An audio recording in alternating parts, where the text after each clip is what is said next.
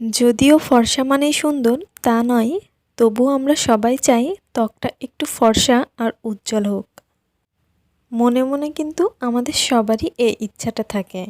তাই আমরা সবাই অনেক প্যাক অনেক ক্রিম ট্রাই করি ত্বক ফর্সা আর উজ্জ্বল করার জন্য।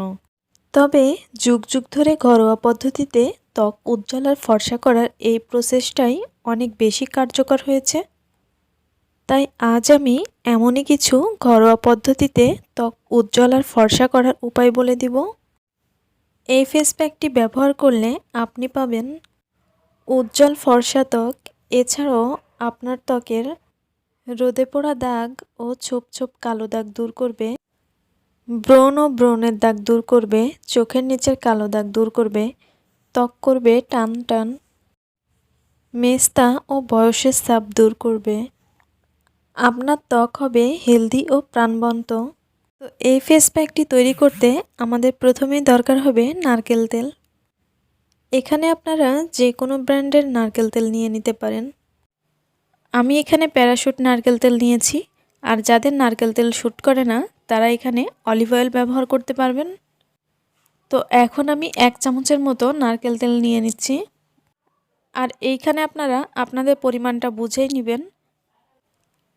আমি শুধুমাত্র একবার ব্যবহারের জন্য এখানে বানিয়ে নিচ্ছি। আর আপনারা যদি এটা বেশি করে বানিয়ে ফ্রিজে রেখে দিতে চান তাহলে পরিমাণগুলো বেশি করে নেবেন। আর এই ফেস প্যাকটি আপনারা একবারে বানিয়ে 1 সপ্তাহের জন্য সংরক্ষণ করতে পারবেন। এরপরে আমি এখানে অ্যাড করে দিচ্ছি মধু। মধুটা আমি ফ্রিজে রেখেছিলাম যার কারণে এরকম জমে গেছে। বাজারে বিভিন্ন ব্র্যান্ডের মধু কিনতে পাওয়া যায়, আপনারা সেই মধুগুলো ব্যবহার করতে পারেন অথবা খাঁটি মধুও এখানে ব্যবহার করতে পারেন। আমি এখানে খাঁটি মধু ব্যবহার করেছি। এখন মধু আর নারকেল তেল খুব ভালোভাবে মিশিয়ে নিব। এরপরে আমি এখানে অ্যাড করে দিব কাঁচা দুধ।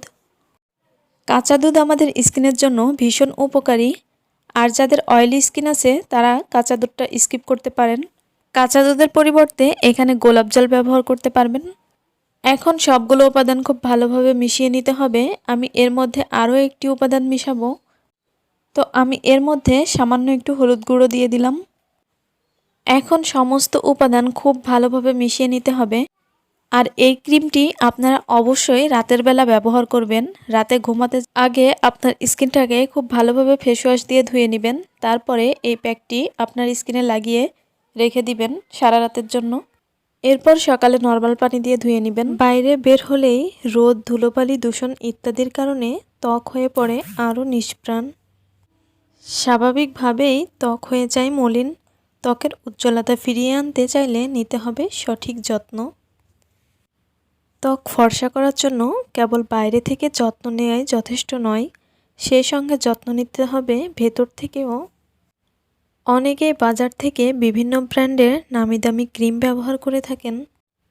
তবে বাজারের চলতি ক্রিম যতটা না কাজ করে তার চেয়ে বেশি ত্বকের ক্ষতি করে।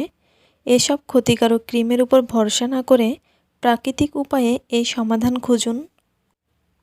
আপনার বাড়িতে রয়েছে এমন কিছু জিনিস যা দিয়ে আপনি খুব সহজেই ত্বকের যত্ন নিতে পারেন। তাই আমার মনে হয় বাজার থেকে কেনা ক্রিম ব্যবহার করে রাতারাতি ফর্সা হওয়ার থেকেও হোম রেমেডি ব্যবহার করে ধীরে ধীরে ফর্সা হওয়া অনেক ভালো। এতে দেখা যায় আপনার ত্বকের কোনো ক্ষতি করবে না, বরং আপনার ত্বক স্থায়ীভাবে ভেতর থেকে উজ্জ্বল করবে। তো আশা করি ভিডিওটি ভালো লেগেছে। যদি ভালো লাগে তাহলে একটি লাইক দিয়ে দিবেন। এখন বিদায় নিচ্ছি। আল্লাহ হাফিজ।